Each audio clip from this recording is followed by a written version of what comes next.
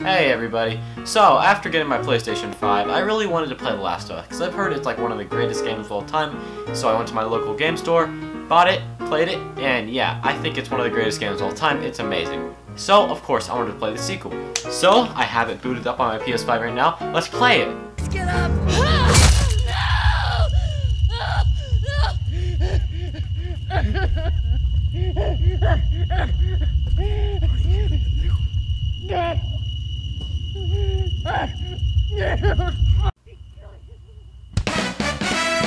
Okay, I'll be fair, The Last of Us Part 2 is a good game. In fact, I think it's a great game, but I think it's boggled down by a flawed story. Right off the bat, Joel gets murdered by this girl named Abby, who was saved by Joel about 10 minutes earlier. So that's a bit of a slap in the face right off the bat, but okay, we're playing as Ellie and we want to get revenge on Joel. So we jump to Seattle because, you know, traveling 2 state lines in the middle of a zombie apocalypse is super easy. And this is where I have a big issue with the game. The thought that Ellie would travel all that land in the middle of an apocalypse for revenge is, to say the least, ridiculous to me.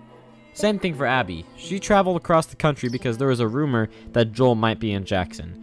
I just don't think that any of them would actually do that. But they did, so let's go along with it.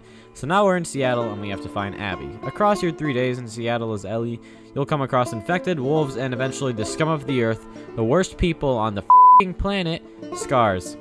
And killing all these enemies, whether it's through stealth, melee, or gun, is super fun and horribly, horribly brutal. Every time I stealth killed someone, I definitely questioned whether I really had to do that, which was cool, and definitely lines up with the themes of the game. A few times throughout the 3 days, you flash back and see Joel again, which was super nice. The flashbacks were easily one of my favorite parts of the game. But it's kind of annoying that we saw Ellie confront Joel about the lie in a flashback. I would have really liked a whole game about that, but all we got is a flashback. And eventually, at what feels like the climax of the game makes you flashback 4 years into the past as Abby. I'm a bit mixed on this part. Seattle Day 1 was boring for me. I didn't enjoy it. I hated Abby, and none of the writing was very interesting or captivating, and it just felt stupidly manipulative. Then days 2 and 3 happen, and they're better. I started to like Abby during these days, and once you're done with that, you have to go and fight Ellie, which is weird to say the least. Something just feels wrong about fighting a character I played as for 10 hours and spent time with for another 13 in the first game. And then after the fight, Abby spares Ellie, and they both supposedly learn the lesson that violence is bad, which is cool and all, but it wasn't very effective for me. I feel like they needed to do more in gameplay to make you actually feel bad, because the times I felt the most bad were when I killed someone and I hear someone scream their name out in the distance, or especially when I shoot a guy in the face with an arrow, and then his dog starts whimpering, and then I shoot that dog. It's just kind of sad. And those were kind of few and far between, and sure, I questioned whether I should have stealth killed people, but I didn't really feel bad. Despite the message that violence is bad, there's no option to spare anyone. Early on, I decided not to press triangle, and just sit there with a guy. And he was begging for his life, but there was no prompt or anything to just knock him out or spare him. So I did what any good Last of Us 2 player is, and I stabbed him in his neck.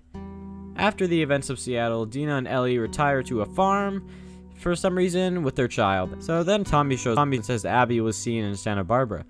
So Ellie realizes that she still isn't over Joel's death, and she basically destroys her relationship with Dina and decides to ditch them to go to Santa Barbara and find Abby. And then eventually she finds Abby, fights her, and then spares her? Yeah, this part is a bit weird. I can kind of understand why Ellie spared her. Like, I guess she realized that her need for revenge destroyed her life, and that Joel probably didn't want that, and she probably didn't want to take Lev's guardian away like Abby did with her. But, I mean, she didn't really know Lev, so maybe she kind of learned to sympathize with random people, but that doesn't really show when you're kind of just murdering random people across the entire game, and during the Santa Barbara part. So I kind of get it. So Ellie goes back to find no one there, and then she plays the guitar, and the game ends. And that's basically the story of this game. And I think, while good, it's very flawed. I think the biggest thing is pacing. The pacing really died about halfway into the game. Taking me away from the climax of Ellie's story to play as a girl who I hated did not land very well for me. I think it would have been a lot better to build up both characters throughout the game side by side. So as you start to sympathize more with the wolves and Abby, then you go back and play as Abby, and as you're murdering a bunch of the wolves, you're kind of conflicted on whether you should be doing that.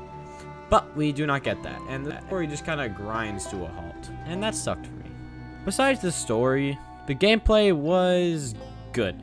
The shooting and combat was great, I think, but everything in between was just You kind of just walk around and press triangle a million times while you're looting places and characters are talking. So I guess the real saving grace of those parts are just the dialogue.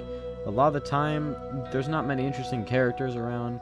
Like, I didn't think Dina was very interesting. She's kind of just like, oh my gosh, Ellie, you're so cool. I love you. You're so cool. Oh my gosh.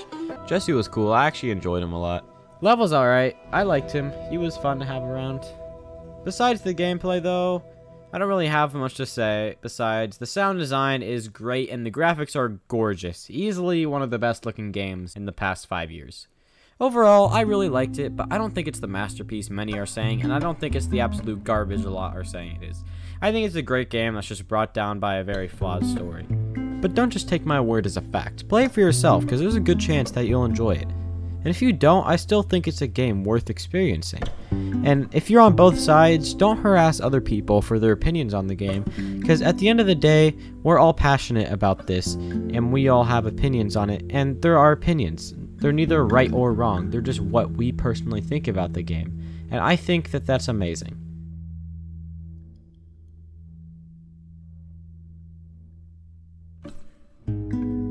Wait a minute. No, it can't be true.